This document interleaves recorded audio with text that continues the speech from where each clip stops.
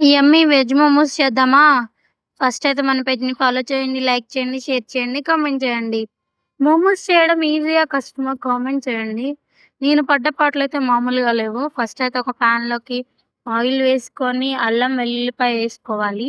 అది కొంచెం మంచిగా వేగిన తర్వాత కొంచెం పచ్చిమిర్చి కూడా ఏసుకోవాలి. ఇవి కూడా వేగిన తర్వాత ఆనియన్ అండ్ క్యారెట్ వేసుకోవాలి. అవి కొంచెం వేగిన తర్వాత మనం సన్నగా కట్ చేసుకున్న క్యాబేజీని కూడా వేసుకోవాలి. క్యాబేజ్ మొత్తాన్నేసుకొని మొత్తాన్ని మంచిగా కలుపుకోవాలి. కలుపుకున్న తర్వాత కొంచెం సేపు మగ్గిన తర్వాత ఇలా కలర్ చేంజ్ అవుతుందనమాట.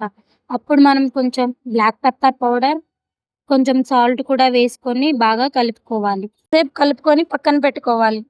2 కప్పులు మైదా తీసుకోవాలి. మైదాలో కొంచెం ఆయిల్, ఉప్పు వేసుకొని బాగా కలుపుకోవాలి. కలుపుకొని చపాతీ ముద్దలాగా చేసుకున్న తర్వాత చిన్న చిన్న బాల్స్‌తో ఇలా రౌండ్ షేప్ వచ్చేలా చేసుకోవాలి. ఆ తర్వాత రౌండ్ షేప్ దాంట్లో బానే ఉంది కదా అనిపిస్తుంది. కానీ మోమోస్ షేప్ చేయాలంటే చాలా కష్టం.